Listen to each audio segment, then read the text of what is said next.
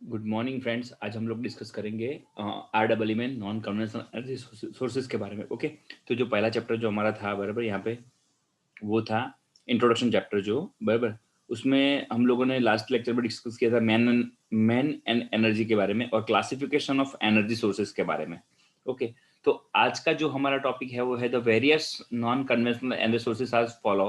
Okay, हम लोगों ने जो क्लासिफिकेशन डिस्कस किया था उसमें जो डीपली जो जो भी नॉन कन्वेंशनल एनर्जी सोर्सेज यहाँ पे है हमारे पास, बराबर, उसमें हम लोग थोड़ा सा डिस्कस करेंगे डीपली। ठीक है, तो समझो कि सबसे पहले बात करें हम लोग सोलर इस जो नॉन कन्वेंशनल एनर्जी सोर्सेज जो है हमारा जो रिन्यूएबल एनर्जी सोर्सेज है उसके बारे में है ये। ठीक है, तो सबसे पहला जो है उसमें solar energy, next wind energy, वो ये जो यहाँ पे जो भी लिस्ट में जो दिख रहा है हमको, ठीक है, वो सब के सब नॉन कन्वेंशनल एनर्जी सोर्सेज हैं। ठीक है, तो उसमें समझो कि the non conventional energy sources are as follow. Okay, तो उसमें सबसे पहले solar energy, wind energy, energy from the biomass and biogas, okay, ocean thermal energy, okay, ocean thermal energy conservation, okay, conversion sorry, और tidal energy, geothermal energy, hydrogen energy, fuel cells, magneto hydrodynamic generator, then जो भी ये समझो कि thermionic converter है जो, okay, और thermo electric power, ये सब जो है वो नॉन कन्वेंशनल एनर्जी सोर्सेस हैं यहाँ पे। ठीक है, तो हम लोग सबसे पहले जो समझो कि जो सोलर एनर्जी जो हमारी है वो डायरेक्टली और इनडायरेक्टली हर एक एनर्जी में कनेक्टेड होती है वैसे, बराबर। तो जो हमारी सोलर एनर्जी है, ओके, उसमें जो डायरेक्ट मेथड जो है सोलर एनर्जी का यूटिलाइजेशन करने के लिए, ठीक है, सोलर एनर्जी जो हमारी है वो यूटिलाइज करने के लिए जो डायरेक्ट मेथड है वो है थर्मल और फोटोवोल्टिक सेल में हम लोग डायरेक्टली सोलर और सन एनर्जी का यूज करते हैं, जो हम लोग सेल का यूज करते हैं और जो थर्मल एनर्जी है उसमें। ठीक है, और इनडायरेक्ट जो मेथड है वो सब बाकी सब जगह में इनडायरेक्टली सोलर इन्वॉल्व है। ठीक है, तो सबसे पहले बात करें direct application of the solar energy के बारे में।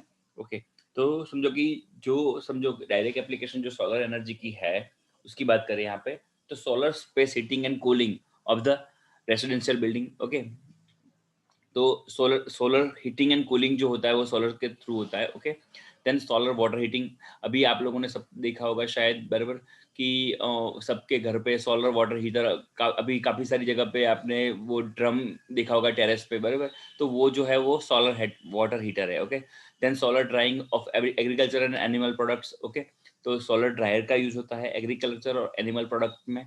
ठीक है, देन सोलर डिस्टिलेशन सिस्टम जो है वो बराबर वाटर को डिस्टिल करने के लिए, वाटर को समझो कि डिस्टिलाइजेशन करने के लिए सोलर डिस्टिलाइजेशन सिस्टम का यूज होता है। ओके, देन समझो आप लोगों ने शायद देखा होगा कि कहीं पे समझो कि नमक प्रोड्यूस हो रहा है, ठीक है, तो सॉल्ट प्रोडक्शन में जो इवेपोरेशन सिस्टम है जो वो सन के थ्रू होता है। ठीक है, evaporation of the sea water और आइलैंड ब्राइन्स। ओके, तो जो इवोपरेशन जो होता है, ठीक है, वो सन के थ्रू होता है। ठीक है, देन सोलर कुकर्स के बारे में सुना होगा शायद आपने, then solar pumping, food refrigeration, solar greenhouses आपने देखे होंगे, काफी सारी जगह पे आप लोगों ने समझो कि जो खेत है उसके ऊपर ग्रीन हाउसेस लगे हुए होते हैं। ठीक है, then solar furnaces, okay, solar electric power generation, solar photovoltaic cell. तो ये यहाँ पे जो ये जो लिस्ट आउट है बराबर, ये जगह पे सोलर का सन का हम लोग डायरेक्टली इस्तेमाल करते हैं। ठीक है, हम लोग डायरेक्टली सन का यूज, डायरेक्टली सन जो है वो इन्वॉल्व है यहाँ पे। ठीक है, ये सब चीजों में। ओके, देन बात करते हैं हम लोग इनडायरेक्ट एप्लीकेशन के बारे में। ठीक है, ओके, तो इनडायरेक्ट एप्लीकेशन ऑफ सोलर, बराबर, तो सोलर इनडायरेक्टली कहाँ कहाँ पे कनेक्टेड है। ठीक है, तो समझो कि विंड एनर्जी, विंड एनर्जी में अभी हम लोग डिस्कस करेंगे वैसे डीपली कि भी सोलर विंड एनर्जी में कहाँ पे डायरेक्टली इनडायरेक्टली इन्वॉल्व है उसके बारे में। ठीक है, wind energy, tidal energy, wave energy, geothermal energy, ocean thermal energy and biomass and biogas में ये सब जगह पे जो सन हमारा है वह, ठीक है, जो जो सूरज है, ठीक है, वो हम लोग इनडायरेक्टली यहाँ पे इन्वॉल्व होता है। तो कैसे होता है उसके बारे में हम लोग डिस्कस करेंगे थोड़ा सा। ठीक है, तो सबसे पहले बात करें,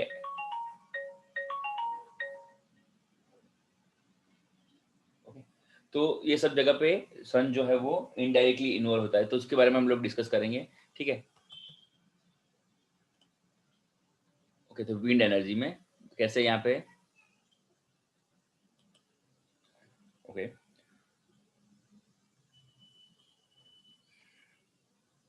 तो समझो कि जो ये जो विंड विंड एनर्जी जो है, ठीक है, हम लोगों ने अभी जस्ट डिस्कस किया कि भाई सन है वो विंड में डायरेक्टली और इनडायरेक्टली कनेक्टेड है, तो वो कैसे है उसके बारे में बात करेंगे। ओके। तो समझो wind, a small proportion of the solar radiation reaches on the earth surface cause wind. Okay. तो समझो कि जो विंड जो है वो सन के रेडिएशन के कारण ही है। Okay. Heating of the earth surface due to the absorption of the solar radiation. Okay. तो जो समझो कि जो ये जो हमारी जो अर्थ है, ये अर्थ की सरफेस पे जो सन सोलर के जो सन जो है, ठीक है, उसके जो रेज ऊपर गिरते हैं, ठीक है, तो उसके रेडिएशन के कारण, ओके, तो हीटिंग, समझो कि solar radiation and heating at, समझो हीटिंग और कूलिंग, जो नाइट के में कूलिंग होता है, ठीक है, तो heating of the earth surface due to the absorption of the solar radiation. Okay. तो दिन में क्या होता है कि हमारी जो अर्थ सरफेस है वो हीटिंग होती है और रात को कूलिंग होता है, ठीक है। तो समझो रोटेशन, जो rotation of the earth and its motion around the sun. Okay. तो इसके कारण क्या होता है, ठीक है, जो अर्थ सरफेस के रोटेशन के कारण, और समझो कि जो प्रेशर डिफरेंस क्रिएट होता है, ठीक है, वो प्रेशर डिफरेंस के कारण, हीटिंग और कूलिंग के कारण जो प्रेशर डिफरेंस क्रिएट होता है, वो प्रेशर डिफरेंस के कारण यहाँ पे विंड क्रिएट होती है, बराबर। विंड क्रिएट जो होती है वो विंड एनर्जी में हम लोग यूज करते हैं। ओके। तो विंड, समझो कि विंड एनर्जी प्रोड्यूस करने के लिए जो विंड है वो यूज होती है, ठीक है। तो इसलिए यहाँ पे समझो डायरेक्टली इनडायरेक्टली जो है वो समझो कि सन सन है वो कनेक्टेड है, ठीक है। अभी बात करेंगे नेक्स्ट जो है वो है टाइडल एनर्जी। ओके। तो tides are generate due to the gravitational pull between the earth and the moon and sun. Okay. तो आपने समझो टाइडल एनर्जी के बारे में बात करें।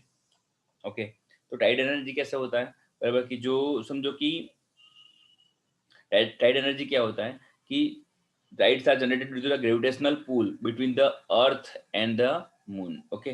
तो जो ग्रेविटेशनल जो पूल है अर्थ और मून के कारण, और एंड सन के बीच में, ये सब चीजों, ये तीन, अर्थ मून एंड सन के बीच में जो ग्रेविटेशनल पूल है उसके कारण जो टाइड प्रोड्यूस होती है, टाइड आपने सुना होगा बराबर, जो वेव्स है, ठीक है। तो समझो कि टाइड्स के कारण the difference between high tide and low tide due to the utilise to the operate hydraulic turbine. Okay. तो जो हाई टाइड और जो लो टाइड है बराबर, उसके बीच में जो डिफरेंस है, वो डिफरेंस का यूज करके हम लोग टाइडल एनर्जी को प्रोड्यूस करते हैं बाय यूजिंग, समझो हम लोग क्या करते हैं यहाँ पे, जो हाई टाइड और लो टाइड का यूज करके, डिफरेंस का यूज करके हम लोग क्या करते हैं, यहाँ पे जो हमारे टरबाइन है उसको रोटेट करते हैं, ठीक है, टरबाइन को रोटेट करते हैं, इसलिए टाइडल एनर्जी प्रोड्यूस, हम लोग जो एनर्जी है वो यहाँ से प्रोड्यूस कर पाते हैं। ओके। देन बात करते हैं वेव एनर्जी, ठीक है।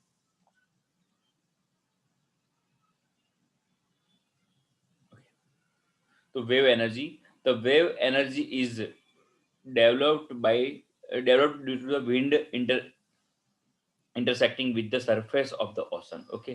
तो जो वेव्स है वो समझो कि आपने दरिया, जो समुंदर में देखा होगा कि जो वेव्स आते रहते हैं, ठीक है, तो वो वेव्स के कारण जो समझो कि वो वेव्स जो है, ठीक है, वो कहाँ से प्रोड्यूस होते हैं, तो जो जो समंदर की जो सतह पे जो हवा चलती रहती है, ठीक है, उसकी जो इंटरेक्शन जो होता है पानी के साथ, उसके कारण जो वेव्स प्रोड्यूस होती है, ठीक है। With wind get 1 to 5% of sun energy and part of this is transferred to wave। Okay. तो जो समझो कि सन एनर्जी है बराबर, उस 1 to 5% of sun energy and part of is transferred to wave, this can be used for power generation। Okay. तो 5 to 10% जो sun energy है वो विंड ले लेता है, ठीक है, और उसके कारण क्या होता है कि जो वेव्स है वो क्रिएट होते हैं, और उसका यूज होता है किसमें, मैं आपको शायद, मेरे पास यहाँ पे अगर वेव्स का कोई है बराबर, फोटो मैं आपको दिखा देता हूँ कैसे वेव्स जनरेट होता है बराबर, तो आपको दिखा, वेव एनर्जी का यूज होता है वो आपको समझ में आ जाएगा शायद, बराबर।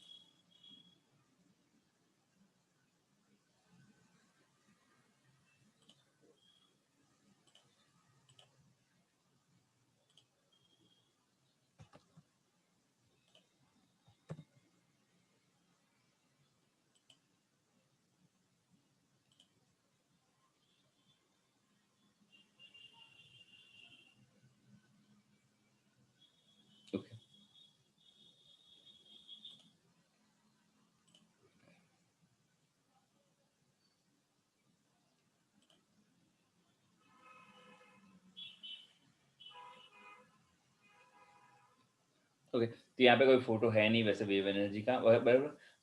पर इन शॉर्ट समझो कि जो वेव्स जो आते हैं, बराबर, उस क्या होता है कि इस तरीके से होता है। मैं आपको यहाँ पे शायद यहाँ पे थोड़ा ड्रॉ करके दिखा देता हूँ, आपको समझ में आएगा शायद। ओके, तो क्या होता है कि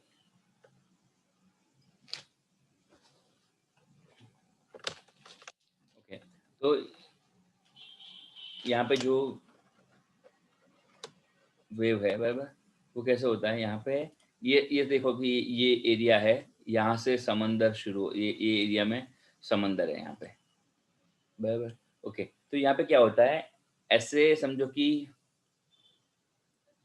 यहाँ पे जनरेटर होता है, जनरेटर है ये, और ऐसे यहाँ पे समझो कि ऐसे आर्म होते हैं, एक समझो कि आर्म, बराबर, और ये जो है वो ओके, ठीक है। तो ये आर्म है वो, समझो जैसे जैसे वेव यहाँ पे आते जाते हैं, समझो यहाँ से वेव्स आएंगे नीचे से, बराबर, तो ये आर्म ऊपर नीचे होता है, ठीक है, ऊपर नीचे, ठीक है, ऐसे ऊपर नीचे आर्म होता है। तो वो जो आर्म है यहाँ पे, वो यहाँ पे जनरेटर को समझो, या ये भी समझो यहाँ पे ऐसे मूवमेंट करता है, ठीक है, जो आर्म ऊपर नीचे मूवमेंट करता है जो वेव्स के कारण यहाँ पे बाहर की साइड, ठीक है। ओके, तो ये जो आर्म है वो समझो कि वेव्स के कारण ऊपर नीचे यहाँ पे होता रहता है, ठीक है, ऊपर की तरफ और नीचे की तरफ यहाँ पे होता रहता है, ठीक है, जिसके कारण यहाँ पे एनर्जी, ये जगह पे एनर्जी जनरेट होती है यहाँ पे। जो हमारा जो रेसिप्रोकेटिंग मूवमेंट जो है, ऊपर नीचे की जो मूवमेंट है, उसको ट्रांसफर किया जाता है टरबाइन को चलाने के लिए, ठीक है। तो ये सब इस तरीके से होता है वैसे। ओके, तो ये है वेव एनर्जी के बारे में हम लोगों ने डिस्कस किया। ओके, देन बात करते हैं जियोथर्मल एनर्जी। ओके, तो geothermal energy itself on earth surface is in in the form of geyser. Okay, the geyser के फॉर्म में होता है। Okay, the geothermal energy itself on earth surface in the form of geyser. Okay, hot spring, then समझो कि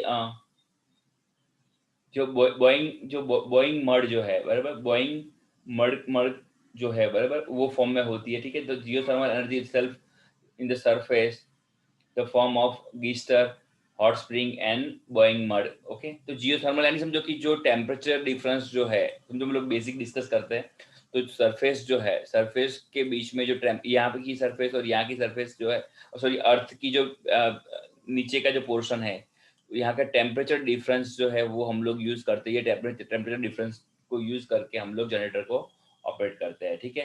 then बात करते हैं ओशन थर्मल एनर्जी।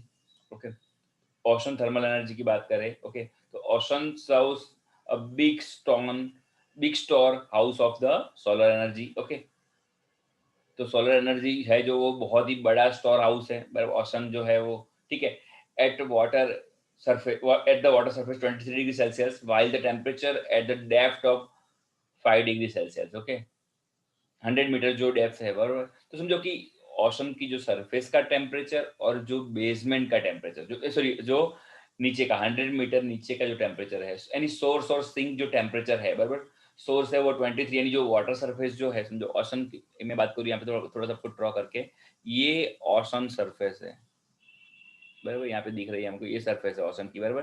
तो यहाँ पे समझो कि यहाँ पे जो नॉर्मल एटमॉस्फेरिक टेम्परेचर जो अपना सपोज 23 डिग्री है, बराबर, तो वो है एग्जाम्पल, 23 डिग्री जो बाहर का जो टेम्परेचर वो होता है, ठीक है। और यहाँ से सरफेस जो ये है सरफेस, ओके, तो इसके जो नीचे का जो समझो ये सपोज अब हम लोग मान लेते हैं 100 मीटर है, ठीक है, 100 मीटर, ओके, 100 मीटर नीचे जो है वो यहाँ पे टेम्परेचर होता है 5 डिग्री सेल्सियस। ओके, तो 23 डिग्री और 5 डिग्री जो टेम्परेचर डिफरेंस जो है, वो टेम्परेचर डिफरेंस का यूज करके यहाँ पे हम लोग टरबाइन को समझो रोटेट कराते हैं। ओके, तो temperature difference can be use to run the engine. Okay, and power can be produce using the working fluid. Okay, तो ये वर्किंग फ्लूइड का यूज करके हम लोग समझो कि आपने समझो कि ऐसे बहुत सारे वर्किंग फ्लूइड है, जैसे R12 प्रोपेन गैस है, NH3 है, जो ये वर्किंग फ्लूइड है। जैसे हम लोग एसी में थोड़ा सा ऐसे बहुत सारे फ्लूइड है कि जो रोटेट करा के हम लोग उसमें से समझो कि हीटिंग अपने समझो एसी में R12 यानी गैसेस का यूज करके, ऐसे बराबर हम लोग वर्किंग फ्लूइड का यूज करके यहाँ से जो हमारा एनर्जी प्रोड्यूस कर सकते हैं, बराबर। तो ये वर्किंग फ्लूइड का यूज करके हम लोग समझो कि पावर जनरेट कर सकते हैं। ओके, देन लास्ट बात करते हैं बायोमास एंड बायोगैस। ओके, तो biomass is the organic matter produced by the power plant growth on a land, okay, and in water and their derivatives and animal manure. Okay, तो आप लोगों ने सब आपको पता ही है बायोमास बायोगैस क्या है, कि जो वेस्ट जो है वो, ठीक है। तो biomass is indirect application because it growth by the photosynthesis. Okay, तो सब लोगों को पता है कि जो फोटोसिंथेसिस की प्रोसेस है उसके उसके उसको यूज करके बायोमास प्रोड्यूस होता है, ठीक है। तो डायरेक्टली और इनडायरेक्टली ये सब एनर्जी में हम लोग सन का समझो सन का यूज होता है, ठीक है। इसलिए सन जो है वो डायरेक्टली और इनडायरेक्टली एनर्जी प्रोड्यूस करने में वो हेल्प समझो उसकी हेल्प मिलती है सन की, ठीक है। तो biomass is the organic matter produce by the plant growth grown and land in the water and their derivatives and animal manure, okay, ठीक है। तो biomass is the indirect application because it growth by the photosynthesis process. Okay, biomass आपने biogas generation और सब कुछ देखा होगा, बराबर। तो एरोबिक और इनएरोबिक जो अपने समझो कि आप पूरा का पूरा जो हम लोग बायोगैस देखेंगे तब उसमें देखेंगे कैसे प्रोड्यूस होता है, ठीक है। तो biogas is the gaseous fuel which is obtain by the fermenting the biomass, okay, in the absence of oxygen. Okay, तो जो जो एग्रीकल्चरल वेस्ट है उसको फर्मेंट करके हम लोग एब्सेंस ऑफ ऑक्सीजन के एब्सेंस में हम लोग उसको क्या करते हैं, फर्मेंटेशन करते हैं। ओके, तो उसके जो कंटेंट की बात करें बायोमास के, बराबर, सॉरी बायोगैस के कंटेंट जो है उसमें मीथेन गैस होता है, CO2 गैस होता है, ओके, और बाकी N2, H2S और H2 etcetera, okay, use for the power generation. तो ये सब चीजों के जो बायोगैस जो हम लोग प्रोड्यूस करते हैं उसका यूज कहाँ पे करते हैं हम लोग, पावर जनरेशन के लिए और कुकिंग के लिए, ओके।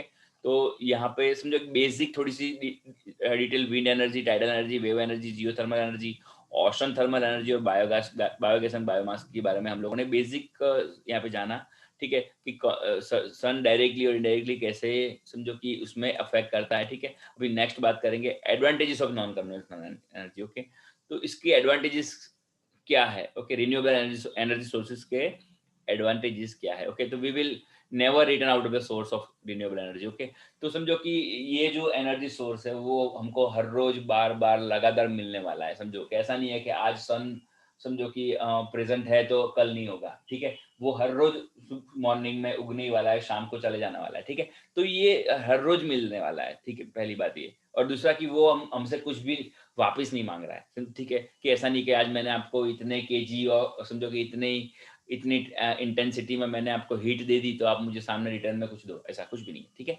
तो समझो कि वो it will never runs out of source of renewable energy. Okay,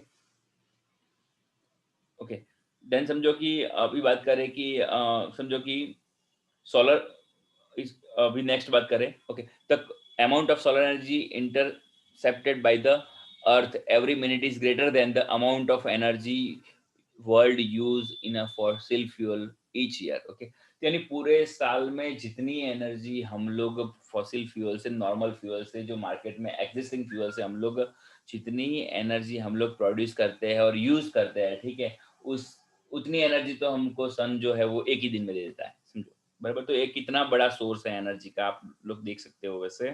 okay,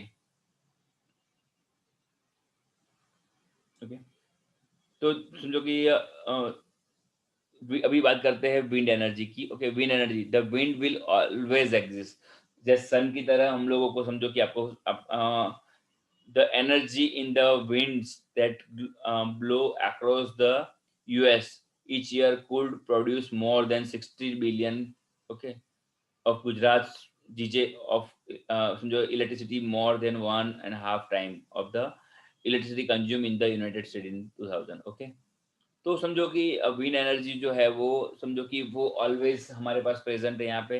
okay,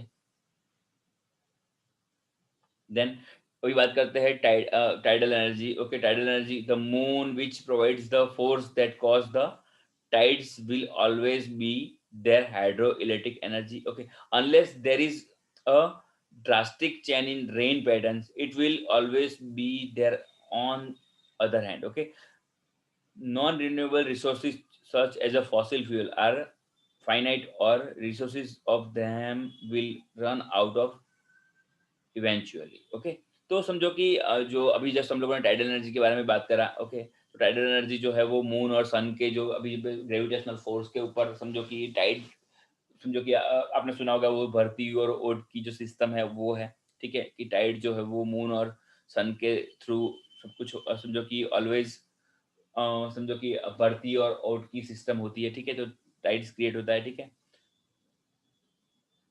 अभी जो समझो कि मेन बात करते हैं कि अभी जो मेन एडवांटेजेस की बात करें, renewable energy are seen as a being green और एनवायरमेंटल फ्रेंडली। ओके, तो ये एनवायरमेंटल फ्रेंडली है। ओके, कि समझो कि ये जो सिस्टम जो है, जो हम लोग नॉर्मली जो रिन्यूएबल एनर्जी जो रिसोर्सेज जो हमारे हैं, ठीक है, वो एनवायरमेंटल फ्रेंडली है और ग्रीन है। Okay, this is because they do not emit carbon dioxide. Okay, biggest contributor to global warming, जो भी समझो कि कार्बन डाइऑक्साइड जो है वो समझो ग्लोबल वार्मिंग के कारण समझो कि जो बिगेस्ट वार्मिंग जो है, बराबर, कि जो समझो कार्बन डाइऑक्साइड है उसके कारण ग्लोबल वार्मिंग का समझो कि जो बिगेस्ट प्रॉब्लम रहता है। ठीक है, into the atmosphere. Okay, non-renewable resources such as a petroleum release CO2 into the environment when they are combust for the energy. Okay, तो समझो कि जो जिसके कारण समझो कि जो कार्बन प्रोड्यूस होता है, जो समझो कि पेट्रोलियम प्रोडक्ट्स है, उसके कारण समझो कि क्या होता है, CO2 रिलीज होता है, उसके कारण एनवायरमेंटल प्रॉब्लम्स क्रिएट होते हैं। ठीक है, the other renewable such as a biofuels are carbon natural producing them the consumes about much CO2 as using them produce। okay, तो समझो कि जो दूसरे जो भी समझो कि सिस्टम जो है वो ज्यादा CO2 कंज्यूम करते हैं जितना CO2 उसके बर्निंग में हम लोग बाहर निकलेगा। ठीक है, जो बाहर निकालेगा वो। ठीक है, उससे कंपैरिजन में ये बात करी एडवांटेजेस की। कुछ डिसएडवांटेजेस की बात करें तो समझो कि फटाफट डिस्कस करते हैं। सोलर पैनल्स जो है वो बहुत ही एक्सपेंसिव है। ओके, कि जिसके कारण क्या होता है कि हम लोग समझो कि ज़्यादा उसको इंस्टॉल नहीं कर पाते क्योंकि वो बहुत ही एक्सपेंसिव है। ओके, तो solar panels are expensive. Governments are not willing to buy home generated electricity. Not all climates are suitable for the solar panel. Okay, तो सबके सब जो climates है बराबर वो समझो कि सोलर पैनल के लिए, जैसे समझो कि अभी बादल जैसा एटमॉस्फेयर है, समझो कि रेनी सीजन है तो ज्यादा बादल छाया हुआ एटमॉस्फेयर है, वो समझो कि ज्यादा सोलर पैनल पे समझो कि इलेक्ट्रिसिटी प्रोड्यूस नहीं कर पाता है। ठीक है, ओके, तो विंड की बात करें, टरबाइन आर एक्सपेंसिव। विंड में जो है टरबाइन यूज होता है वो एक्सपेंसिव है। ओके, और टरबाइन्स आर एक्सपेंसिव।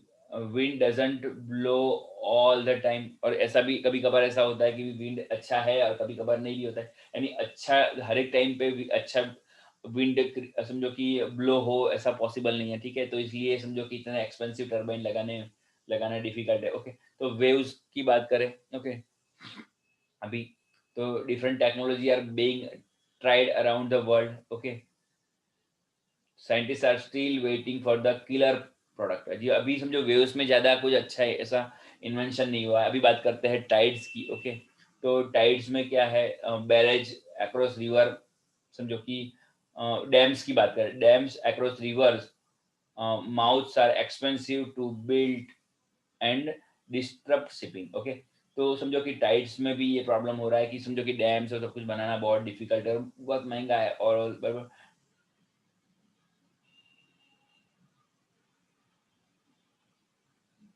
और दूसरा कि they have also cause earthquake. Okay, दो smaller turbine are cheaper and easier to install. Okay, तो अभी बात करते हैं जियोथर्मल की। Okay, geothermal difficult to drill. Okay, difficult to drill 2 or 3 kilometers down into the earth. Okay, तो ये बहुत ही डिफिकल्ट है कि हम लोग 2 किलोमीटर 1 किलोमीटर ड्रिल करके समझो उसमें से हीट एनर्जी जो है वो प्रोड्यूस समझो कि बाहर निकाले जियोथर्मल एनर्जी के लिए। ओके, तो ये डिफिकल्ट है। ओके, तो ये सब हो गए उसके डिसएडवांटेजेस के बारे में। ओके, नेक्स्ट बात करते हैं नीड फॉर अल्टरनेटिव सोर्सेज। तो हम लोगों को अल्टरनेटिव सोर्सेज की क्यों ज़रूरत पड़ती है, क्यों हमको ज़रूरत पड़ेगी, समझो बराबर, कि need for alternate sources. Okay, due to the increasing use of fossil fuel. and environmental concern and rapid depletion of nature resource have to development of alternate sources of energy which are renewable and environmental friendly. Okay, तो समझो कि समझो fossil fuel के समझो कि समझो बहुत ही use होने के कारण, और दूसरा कि एनवायरमेंटल कंसर्न के कारण। ओके, तो और समझो नेचर नेचर जो है उसमें रैपिडली समझो कि चेंजेस आने के कारण हम लोगों को यहाँ पे समझो एक अल्टरनेट सोर्स की ज़रूरत पड़ी, और हम लोगों को एक इन्वेंट करना चाहिए अल्टरनेट और रिन्यूएबल एनर्जी सोर्सेज पे काम करना चाहिए। Okay, environmental friend friend environment को बचाने के लिए, ठीक है। तो उसके लिए कुछ पॉइंट्स है। Okay, due to the rapid industrialisation, okay, and rapid population, okay, growth the demand of energy is increasing. तो समझो कि पॉपुलेशन के कारण, ये पॉपुलेशन के कारण और समझो रैपिड इंडस्ट्रियलाइजेशन के कारण क्या हुआ कि बहुत सारी समझो कि एनर्जी की रिक्वायरमेंट आ गई, ठीक है, जरूरत पड़ी, ठीक है।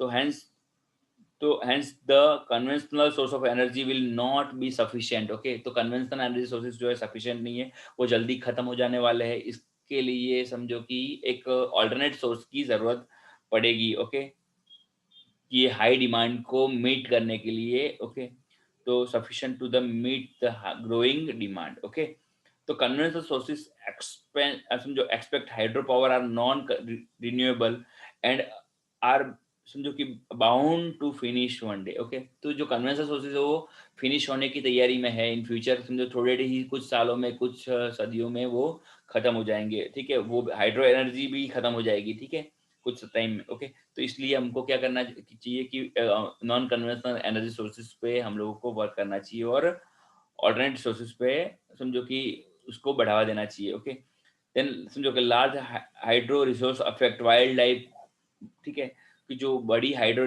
हाइड्रो रिसोर्सेज जो है वो वाइल्ड लाइफ को अफेक्ट करती है, cause the deforestation and pose समझो various social problem. Okay, fossil fuel can also be used extensively as feed stock materials for the manufacture of organic chemicals. Okay, तो ये सब चीज़ों के कारण समझो कि हम लोगों को अल्टरनेट समझो कि इंडस्ट्रियलाइजेशन है, पॉपुलेशन पॉपुलेशन की बढ़ोतरी हो रही है, ज़्यादा से ज़्यादा कंपनियां इंडस्ट्री बड़ी समझो कि ग्रोथ हो रही है, तो उसके कारण क्या होता है कि उसको एनर्जी की ज़रूरत पड़ती है रेगुलर डे बाई डे, ठीक है, और हर एक चीज़ें जो है वो एनर्जी पे डिपेंडेड है। ओके, तो now it has become important to explore and develop the non-conventional energy resources to produce too much depends on a conventional resource due to the above reason। Okay, तो आज के लिए हम लोग समझो कि इतना रखते हैं। ओके, कि आज हम लोग चैप्टर नंबर 1 जो है वो हम लोग कंप्लीट करते हैं, ठीक है।